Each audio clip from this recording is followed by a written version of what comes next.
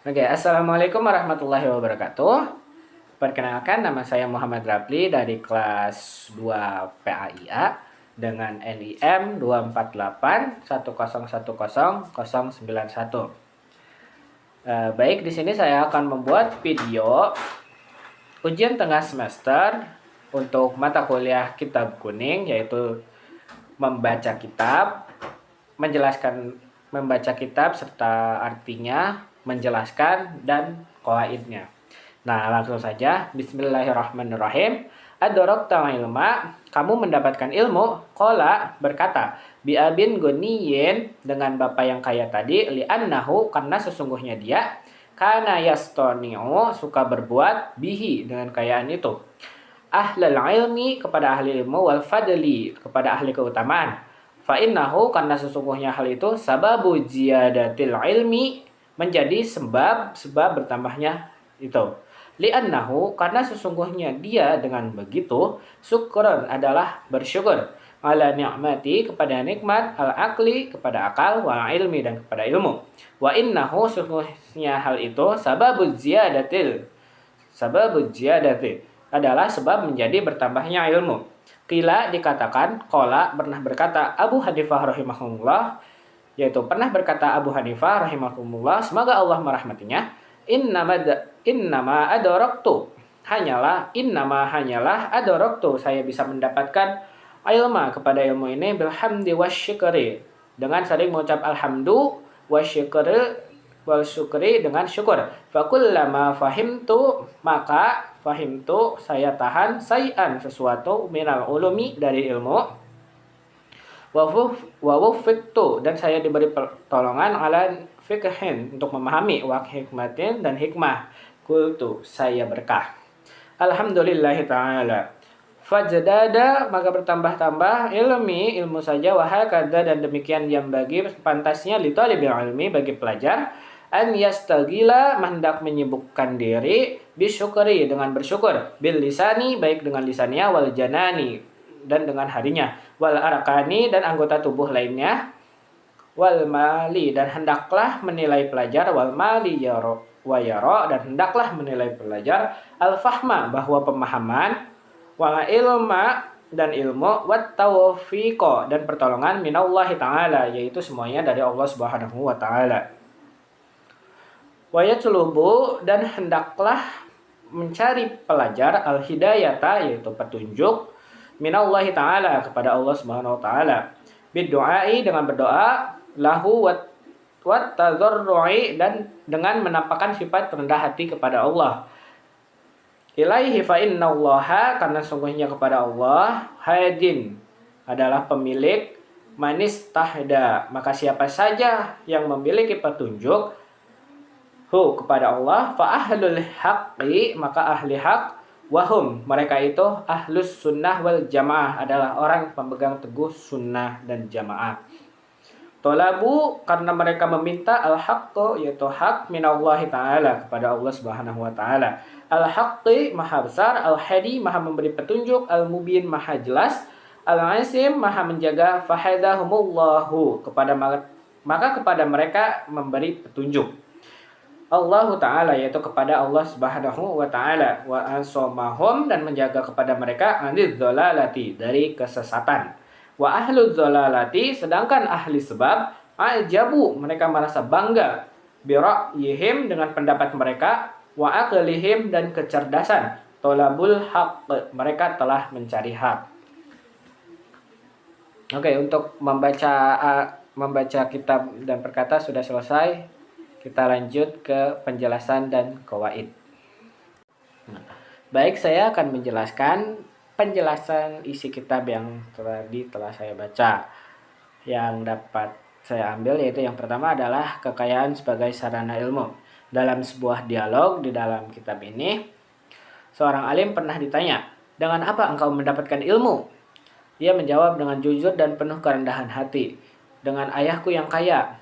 Namun yang menarik, kekayaan sang ayah bukanlah dipuji karena kemewahannya, melainkan karena penggunaannya yang strategis dan mendukung ilmu. Ayahnya memanfaatkan hartanya untuk melayani para ulama, memfasilitasi ulama tersebut dan memuliakan ahli ilmu serta orang-orang yang memiliki keutamaan. Di sinilah letak keutamaannya. Islam tidak pernah mencela kekayaan, tetapi mencela harta yang tidak digunakan untuk kebaikan.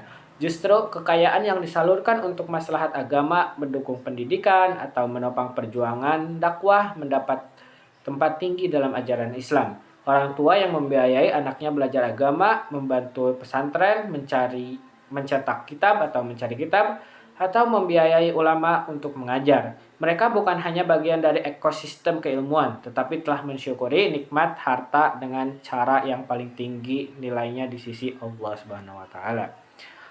Yang kedua yaitu adalah syukur sebagai katalis tambahan ilmu.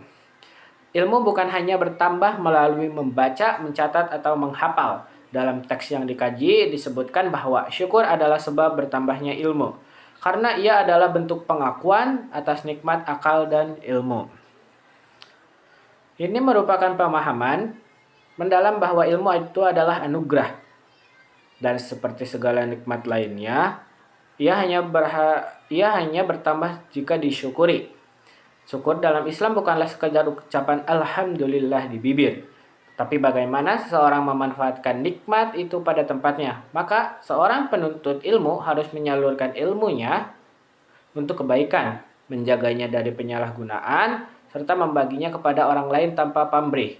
Syukur juga berarti menjaga adab dalam menuntut ilmu, menghindari sikap sombong, serta mengakui bahwa semua capaian intelektual sejati adalah hasil taufik dari Allah Subhanahu wa taala. Yang ketiga yang dapat saya ambil yaitu adalah kisah Imam Abu Hanifah. Imam Abu Hanifah salah satunya mujtahid besar dalam sejarah Islam, pernah berkata, "Sesungguhnya aku mendapatkan ilmu hanya karena pujian dan syukur kepada Allah Subhanahu wa taala. Setiap kali beliau memahami satu hukum fikih atau menangkap makna hikmah dari pembelajaran, beliau tidak menepuk dada atau merasa hebat, tapi langsung mengucapkan alhamdulillah." Ini menunjukkan betapa adab dan spiritualitas menyatu dalam proses belajar beliau. Apa yang membuat beliau menjadi tokoh besar bukan hanya kecerdasannya, tetapi kesadaran bahwa ilmu itu adalah pemberian, bukan hasil usaha murni. Dalam Quran surat Al-Ibrahim ayat 7, Allah telah menjanjikan, "Jika kalian bersyukur, niscaya aku tambahkan." Maka, siapapun yang ingin ilmunya terus berkembang, jangan hanya memperkuat metode belajar, tetapi juga memperbanyak rasa syukur dan muhasabah kepada Allah Subhanahu wa taala. Nah, yang keempat yaitu ada syukur yang sempurna. Kitab ini juga menyebutkan bahwa bentuk syukur seorang penuntut ilmu harus meliputi 4 dimensi, yaitu dengan lisan, hati, anggota tubuh, dan keadaan hidup. Syukur dengan lisan berarti banyak memuji Allah secara verbal, misalnya ucapan alhamdulillah setiap mendapatkan pemahaman baru. Syukur dengan janan atau hati berarti menjaga hati tetap ikhlas, tidak menganggap diri lebih baik dari yang lain. Syukur dengan arkan atau anggota tubuh adalah mempraktikkan ilmu tersebut dalam kehidupan sehari-hari, menjadikan amal nyata. Adapun syukur dengan hal atau keadaan, yaitu penampilan hidup seseorang yang menggambarkan bahwa ia membawa ilmu yang bermanfaat, baik dalam akhlak, ketenangan, maupun sikap profesional. Ini adalah konsep syukur total yang menjadi ruh dari adab penuntut ilmu. Oke, dan yang terakhir yaitu adalah petunjuk datangnya dari Allah. Akhirnya, pelajaran paling fundamental adalah bahwa hidayah, petunjuk tidak datang dari guru, buku, atau kecerdasan semata, tetapi dari Allah Subhanahu wa taala. Dalam kitab dikatakan, seorang penuntut ilmu harus memohon hidayah dari Allah dengan doa dan permohonan yang sungguh-sungguh. Ini berarti bahwa doa bukan sekadar pembuka kajian, tapi bagian inti dari proses keilmuan. Orang yang mengandalkan logikanya semata akan mudah jatuh pada kesesatan, sebagaimana banyak kelompok menyimpang dalam sejarah Islam yang justru terpelajar dan cerdas secara akal. Maka peran doa, ketawaduan, dan kesadaran spiritual sangat besar. Ilmu yang benar adalah ilmu yang menghantarkan kepada kebenaran dan menghubungkan kita kepada Sang Pemberi ilmu.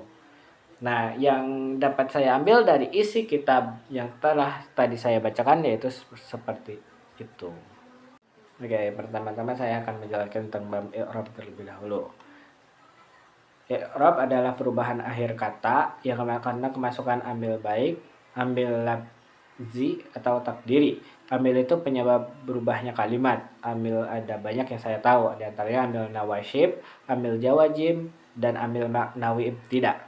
I'rab yang perubahannya lafzi itu ada di semua isim mu'rab, sedangkan yang perubahannya takdiri itu ada di isim maksyur, isim mangkus, isim yang dimudzaffar pada ya mu'atak kalim. I'rab terbagi jadi 4, yaitu ada rofa, ada nasab, ada jar, ada zam. I'rab yang masuk pada kalimat isim itu hanya rofa, nasab, dan jar, sedangkan i'rab yang masuk pada kalimat fi'il itu hanya rofa, nasab, dan jam. Bab alamatil i'rab. Alamat i'rab rofa. Tanda i'rab rofa itu ada 4, yaitu dhammah, wawu, alif, dan nun. Rofa dengan dhammah itu ada di 4 tempat, yaitu isim mufrad, jamak taksir, jamak muannas, salim, dan fi'il mudhari yang tidak bertemu dengan syai'. Rofa dengan wawu itu ada di 2 tempat, yaitu di jamak muzakkar salim dan di asmaul khamsah.